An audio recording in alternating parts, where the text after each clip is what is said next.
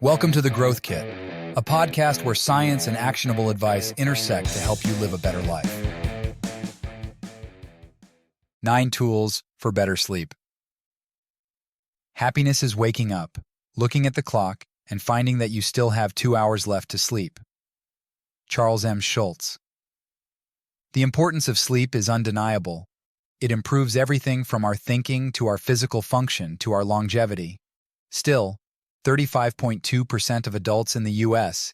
get less than the recommended 7 to 9 hours of sleep each night, and nearly 40% of adults unintentionally fall asleep during the day each month. In the last decade, I've put a lot of focus into my sleep optimization and learned a lot in the process. Combining my experiences and the research, I've written about behavioral tactics, such as the importance of grounding, early morning sun, and when to stop caffeine intake during the day, and I wrote an article on daytime strategies for improved sleep quality. Today, I'll tackle the best tools to use to enhance your sleep. 1. A sleep mask. This is first on the list for a reason. A sleep mask was my first foray into sleep optimization, and success immediately followed. Not only am I able to fall asleep fast with a sleep mask, but I've found that I also wake up less. When researchers wanted to find out how effective sleep masks are, they went to arguably the toughest place to sleep, the hospital.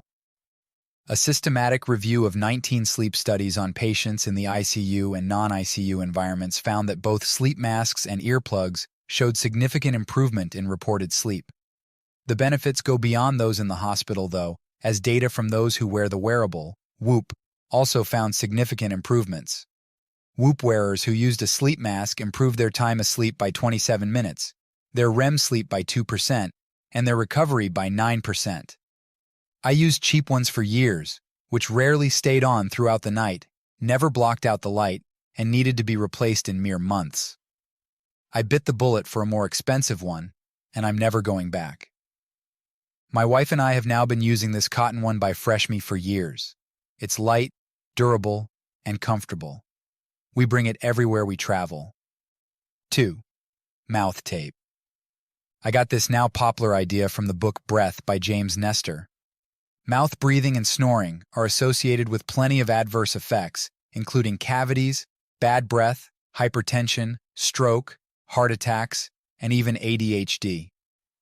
Mouth breathing limits our ability to get into deep sleep, which negatively impacts the ability of the pituitary gland to secrete hormones like vasopressin, to tell the cells to store more water.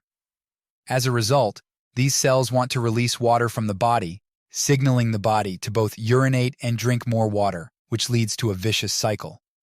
Furthermore, mouth breathing stimulates the sympathetic, fight, flight, freeze, nervous system, which increases the heart rate, stimulates sweat glands, and limits the ability to activate the state we really want at night, the parasympathetic, rest, digest, repair state.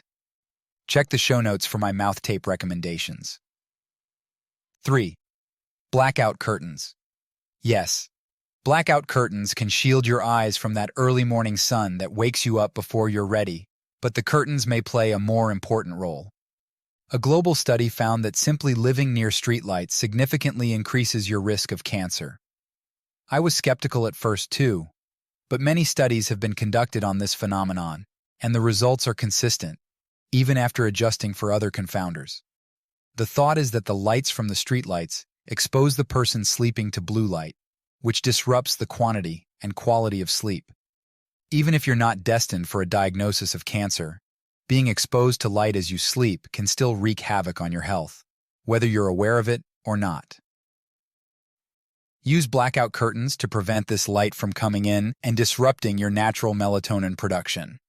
Blackout shades are good too, but light sneaks in through the areas between the shades and the window border. If you do use blackout shades, then consider a track to put on this border and block the light. Check out the show notes to see what I mean. 4. Nasal strips. This was another trick I learned from Breath. I started to use nasal strips in the winter months.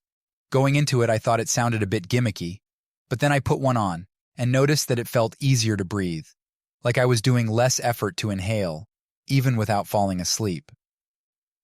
That first night, I was surprised to notice an immediate improvement in my breathing and my sleep. Through plenty of experimentation, I've found that I don't need these nasal strips during warmer and more humid months, where I tend to just stick to the mouth tape.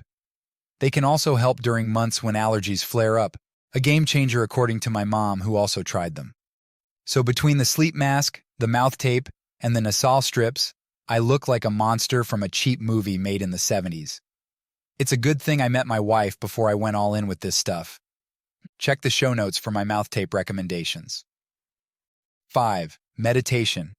The mind of a typical modern-day adult is constantly on overdrive, with thoughts ruminating in either the past or the future, with lots of anticipation, anxiety, and planning on one end and regret and dread about what happened on the other end.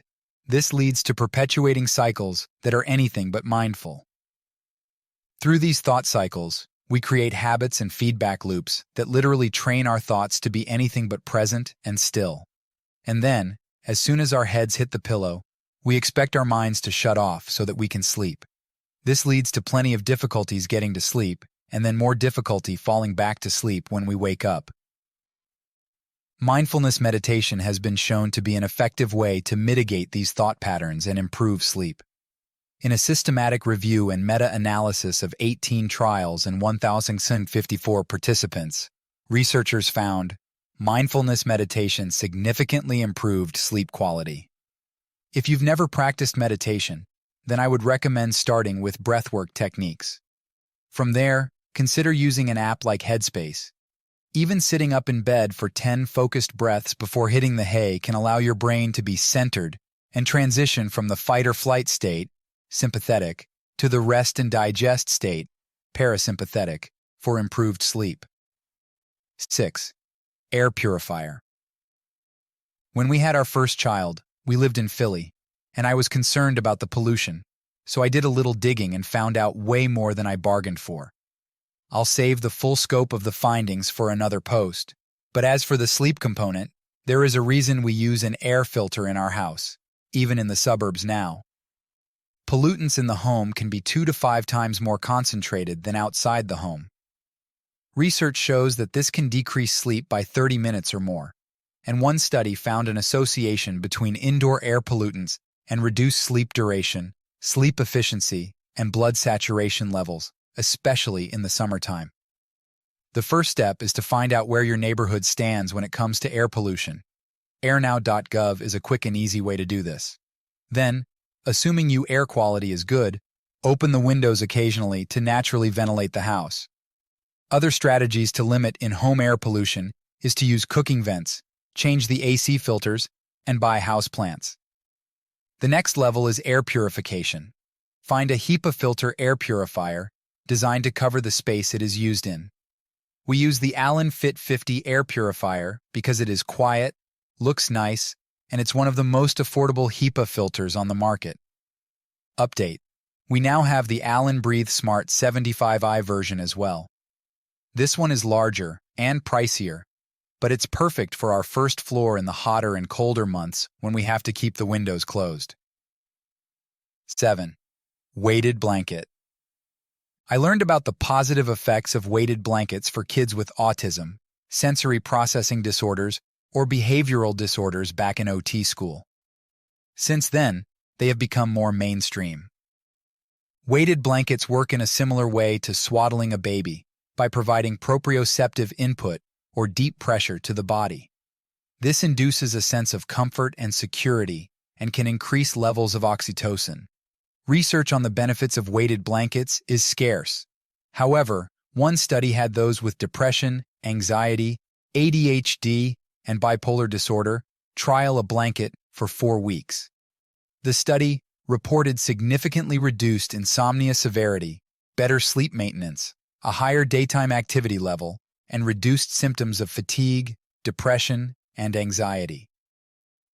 When purchasing a weighted blanket, the rule of thumb is to choose one that is about 10% of your body weight. While I've heard many stories of people who can't live without their weighted blanket, I'm not one of them. I like it, but it doesn't play a role in the quantity or quality of my sleep. I tend to use my weighted blanket occasionally for naps, and my wife uses hers only in the wintertime. We prefer the heavier 30-pound ones. Note, we're not 300 pounds. 8. White noise. The WHO estimates that a whopping 25% of people have disturbed sleep due to environmental noise.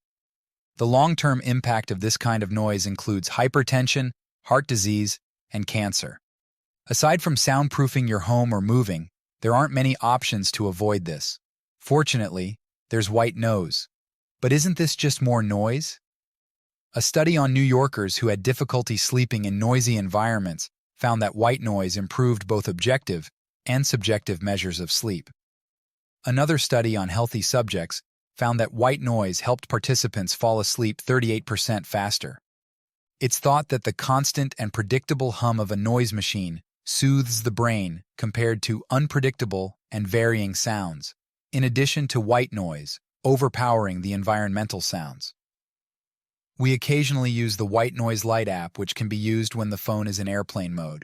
And we also have a more basic and portable yoga sleep noise machine, which is low EMF, durable, surprisingly loud, at up to 85 decibels, and great for kids too. 9. A grounding mat. Earthing, also known as grounding, is a practice that involves physically connecting with the Earth's surface to absorb its electrical energy. The concept is based on the belief that direct contact with the Earth's electrons can have various health benefits. One study recruited 60 participants with sleep issues and joint or muscle pain. Researchers had them sleep on earthing mats, ground to the earth with a copper wire, or sham mats for 1 month. The study yielded impressive results. Participants reported significant improvements across the board. Compared to the control group, a staggering 74% experienced reduced pain, while 82% saw a decrease in muscle stiffness and pain. Sleep quality also improved dramatically, with 85% falling asleep faster and 93% experiencing better overall sleep. Remarkably, 100% of participants woke up feeling rested, compared to only 13% in the control group. The grounding mat that I use is simple and affordable. There's a version for a standing mat, which I use when blogging, and one for sleeping. Thanks for tuning into the Growth Kit podcast. If you enjoyed this episode, please subscribe and leave a review. You can check out my website at mindbodydad.com and subscribe for more weekly insights sent to your inbox. You can also follow me on Instagram and Twitter at mindbodydad.